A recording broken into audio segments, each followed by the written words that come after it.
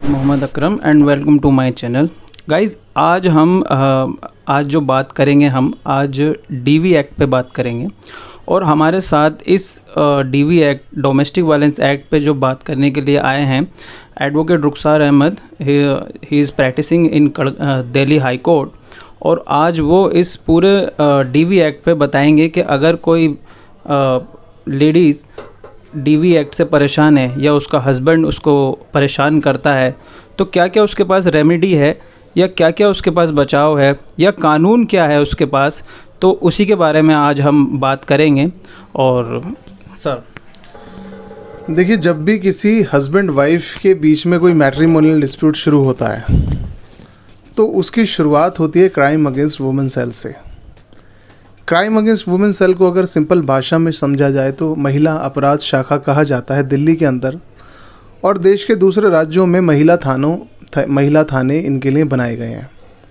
किसी भी लेडी को अगर अपने ससुराल के अंदर अपने ससुराल गणों से, अपने इन-लॉज से या अपने हस्बैंड से कोई भी domestic violence, demand of dowry, दहेज की मांग, घरेलू हिंसा या मेंटेनेंस नहीं मिल रही है तो उसके लिए वो सबसे पहले शुरुआत कर सकती है CAW सेल से।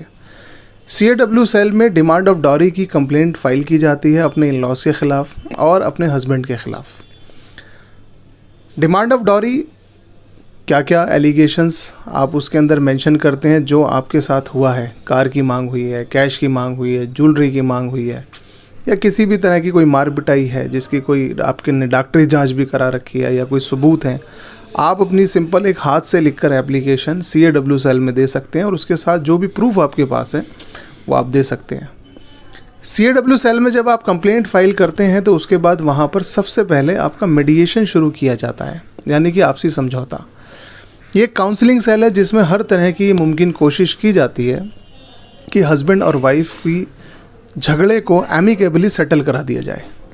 अगर वो झगड़ा एमिकेबली सेटल हो जाता है तो कंप्लेंट वहीं ख़त्म हो जाती है, और अगर झगड़ा ख़त्म नहीं होता है, उनका सेटलमेंट नहीं होता है, तो हस्बैंड के ऊपर 498A, अगर दहेज उसका लड़की का वापस नहीं मिला है तो 406, और एक से ज़्यादा अगर इन-लॉज उसमें शामिल हैं ऑफेंस के अंदर तो सेक्शन 34 के अंदर FIR रजिस्टर्ड हो जाती है। ये एक लंबा प्रोसीजर है, इसमें कई महीने भी लग जाते हैं। इसके साथ ही साथ हम लोग क्या करते हैं कि अगर लड़की के साथ घरेलू हिंसा भी हुई है, जैसा कि मेरे साथी ने भी बताया, एडवोकेट अकरम ने, कि protection of women from domestic violence act 2005 के अंदर ये कानून आया था। उसमें घरेलू हिंसा की जितनी भी वारदातें हैं जो आपने CAW सेल के अंदर अपनी कंप्लेंट दी है, उसी पर बेस्ड करके हम डोमेस्टिक वायलेंस का भी केस सेक्शन 12 के अंदर हम बनाते हैं। सेक्शन 12 में जो हम केस फाइल करते हैं उसमें हम प्रोटेक्शन ऑफिसर से प्रोटेक्शन भी मांगते हैं कि लड़की की, उसके बच्चों की हिफाजत की जाए, अननेसेसरी उन्हें परेशान ना किया जाए। इसके अलावा पुलिस से प्रोटेक्शन उनको दिलवाई जाए, और इसी के अंदर हम add interim maintenance plus maintenance दोनों हम क्लेम कर सकते हैं। सेक्शन 23 डोमेस्टिक वायलेंस एक्ट की अगर आप पढ़ेंगे उसको तो उसमें आप मेंटेनेंस क्लेम कर सकते हैं। सूट फाइल करते ही आपको पहली डेट या दूसरी डेट पर अपने हस्बैंड से एड इंटरिम मेंटेनेंस मिल जाती है, और उसके बाद जब केस फाइनल होता है तो आपको फाइनल इसमें मेंटेनेंस डिसाइड हो जाती है। इसके अंदर राइट टू रेसिडेंस का भी एक अधिकार है लड़की का। यदि लड़की को घर से बाहर निकाल दिया गया है तो सेक्शन 19 डोमेस्टिक वायलेंस एक्ट में कोई लड़की मेट्रोपॉलिटन मजिस्ट्रेट के सामने ये गुहार लगा सकती है, एप्लीकेशन लगा सकती है कि उसे अपने हस्बैंड और अपने इन-लॉज के घर के अंदर, जो शेयर्ड हाउस होल्ड कहा जाता है, डोमेस्टिक वायलेंस एक्ट के अंदर शेयर्ड हाउस होल्ड की एक अलग परिभाषा है। ये वो घर होता है जिसके अंदर लड़की पहली बार ब्याह कराती है, उसे शेयर्ड हाउस होल्ड कहा जाता है। वो चाहे उसके हस्बैंड के नाम हो या ना हो सकता है ये घर उसके सास के नाम हो या उसके ससुर के नाम हो, लेकिन उसमें उस घर में रहने का अधिकार एक पत्नी का होता है और उसे उस घर से नहीं निकाला जा सकता। अपने हस्बैंड के साथ डिस्प्यूट रहते हुए भी अगर दोनों के बीच में कोर्ट के अंदर केस पेंडिंग है तब भी वो ये अधिकार रखती है कि वो अपने हस्बैंड के घर के अंदर section 19 of protection of women from domestic violence act के तहत उसके अंदर कोर्ट के ऑर्डर से रह सकती है। इसके अलावा अपने बच्चे से मिलने के लिए सब कई वाक़े ऐसे भी हमने देखे हैं कि लड़कियों को घर से बाहर निकाल दिया जाता है और बच्चे उन्हें हस्बैंड अपने पास रख लेता है। तो इसी एक्ट के अंदर अगर लड़की चाहे तो मेट्रोपॉलिटन मजिस्ट्रेट के सामने या जो CJM होते हैं दूसरे राज्यों के अंदर, वहाँ पर एप्लीकेशन मूव कर सकती है अपने बच्चे से मिलने के लिए, और जो मैजिस्ट्रेट होते हैं यहाँ इन एप्लीकेशंस में ऑर्डर पास करते हैं कि बच्चे से मिलवाने के लिए एक एप्रोप्रिएट प्लेस पर बच्चे को लाया जाए। ये सारी की सारी remedies protection of women from domestic violence act के अंदर दी गई हैं।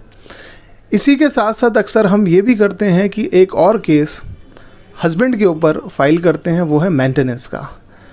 CRPC क्रिमिनल प्रोसीजर कोड की सेक्शन 125 के अंदर मेंटेनेंस का प्रोविज़न है। ये मेंटेनेंस का प्रोविज़न बूढ़े माँ बाप के लिए भी है, हस्बैंड के लिए भी है और वाइफ के लिए भी है, और लिविंग रिलेशनशिप में रहने वाले कपल्स के लिए भी है। तो यहाँ पर हम क्योंकि स्पेशली बात कर रहे हैं वाइफ की, तो अगर वाइफ को मेंटेनेंस नहीं मिल रही है और वो अपने हस्बैंड के ऊपर डोमेस्टिक वायलेंस और डिमांड ऑफ डॉरी का केस नहीं करना चाहती है, या उसके साथ कोई ऐसा इंसिडेंस तो नहीं हुआ है लेकिन उसको मेंटेनेंस नहीं दी जा रही है, या उसके बच्चों को मेंटेनेंस नहीं दी जा रही है, तो वो अपने हस्बैंड के ऊपर 125 के अंदर CRPC में वो केस फाइल कर सकती है। और उसमें भी उसको इंटरिम मेंटेनेंस भी डिसाइड होती है केस फाइल करने के 1 या 2 तारीख के अंदर। और फाइनली जब वो अपने हस्बैंड की इनकम, जो भी इनकम साबित करती है उसके अकॉर्डिंग एक पार्ट हस्बैंड वाइफ को मिलता है, और अगर उसके बच्चों की भी मेंटेनेंस क्लेम कर रही है तो एक पार्ट उसके बच्चों को भी मिल जाता है। बेसिकली ये 3 सेट हैं, 3 केसेस हैं। CAW सेल के अंदर FIR रजिस्ट्रेशन कराना, DV एक्ट के अंदर घरेलू हिंसा कानून के अंदर सेक्शन 12 के अंदर पिटीशन फाइल करना, और 125 CRPC के अंदर मेंटेनेंस क्लेम करना। ये 3 केसेस हैं। इन्हीं से किसी भी कंटेंशन की शुरुआत होती है। इसके अंदर और भी बहुत सारी चीज़ें हैं, मिसलेनियस एप्लीकेशंस हैं, प्रोसीजर हैं, जो इस वीडियो में इतनी तफसील में समझाना आसान नहीं है। कोई अगर समझना चाहता है, किसी का कोई ऐसा केस है जिसमें वो एडवाइस लेना चाहता है, तो नीचे कमेंट बॉक्स में लिखिए, हम उसका टाइमली आपको रिप्लाई करने की कोशिश करेंगे ताकि आप कानून को अच्छे से समझ सकें और आपके अधिकारों को आप जान सकें, और कोर्ट के अंदर आप अननेसेसरी आपका हरासमेंट ना हो। शुक्रिया।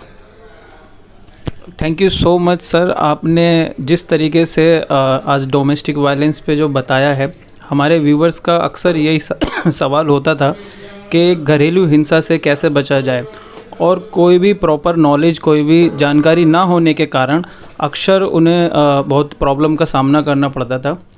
जो आपने बताया है, शायद सर ये बहुत ही एक बेहतर तरीका है, और मैं अपने व्यूवर से कहूँगा कि अगर आपको नहीं पता है तो प्लीज़ इस चीज़ को बड़े ध्यान से समझिए, और जिस प्रोसेस को एडवोकेट रुखसार साहब ने बताया, अगर उसको आप फॉलो करते हैं तो आप आने वाली मुसीबत, और अगर आप वाकई प्रॉब्लम में हैं तो उससे आप बच सकते हैं।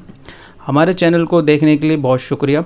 अगर कुछ भी आपको केस से रिलेटेड कुछ भी पूछना है तो हमारे कमेंट बॉक्स में आप मैसेज कर सकते हैं और हमसे आप राब्ता कर सकते हैं। आज के लिए इतना, फिर मिलेंगे किसी नए केस के साथ, तब तक के लिए शुक्रिया।